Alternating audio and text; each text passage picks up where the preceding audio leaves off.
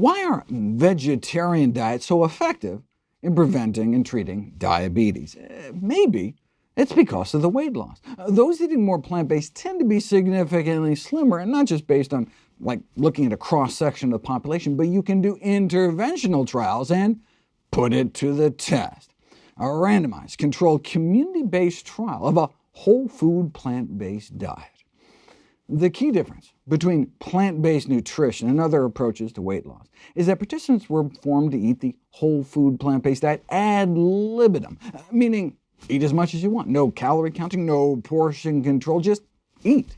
It's about improving the quality of food rather than restricting the quantity of food. And then, in this study, they had people just focus on diet rather than increasing exercise, just because they wanted to isolate out the effects of eating healthier.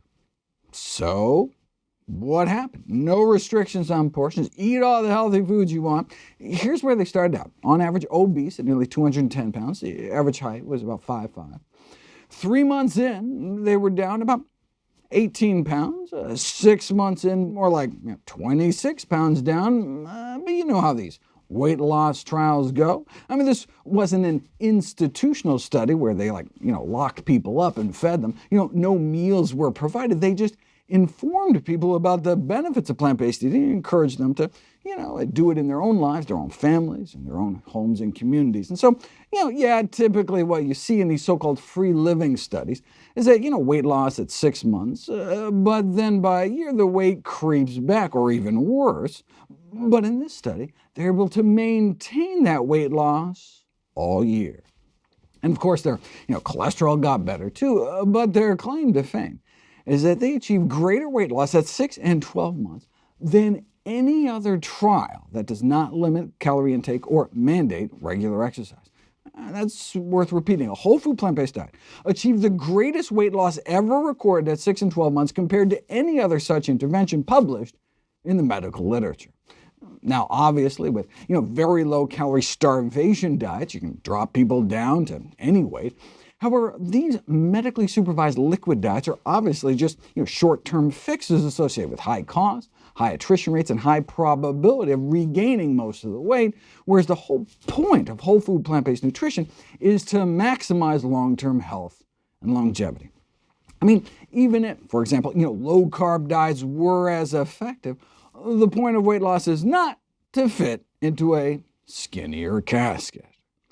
Studies on the effects of low-carbohydrate diets have shown higher rates of all-cause mortality, meaning a shorter lifespan, decreased artery function, worsening of coronary artery disease, and increased rates of constipation, headaches, bad breath, muscle cramps, general weakness, and rash. And yet, still not as effective as the diet that actually has all the good side effects like decreasing risk of diabetes beyond just the weight loss.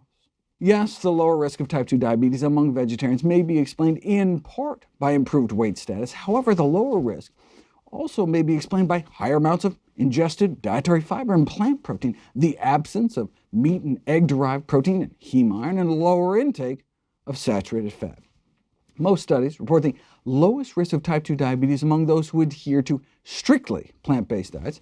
This may be explained by the fact that vegans, in contrast to vegetarians, do not eat eggs, which appear to be linked to higher diabetes risk.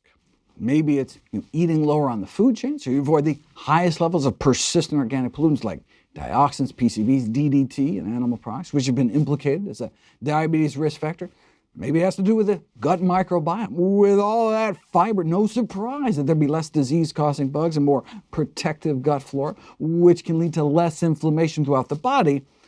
That may be the key feature linking the healthier gut with beneficial health effects, including the metabolic dysfunction you can see in type 2 diabetes. And it's that multiplicity of benefits that can help with compliance and family buy-in. Whereas a household that includes people who do not have diabetes may be unlikely to enthusiastically follow a quote-unquote diabetic diet, a healthy diet is not disease-specific, and it can improve other chronic conditions too. So while the diabetic patient will likely see improvement in their blood sugar control, a spouse suffering from constipation or high blood pressure may also see improvements, as may overweight children, if you make healthy eating a family affair.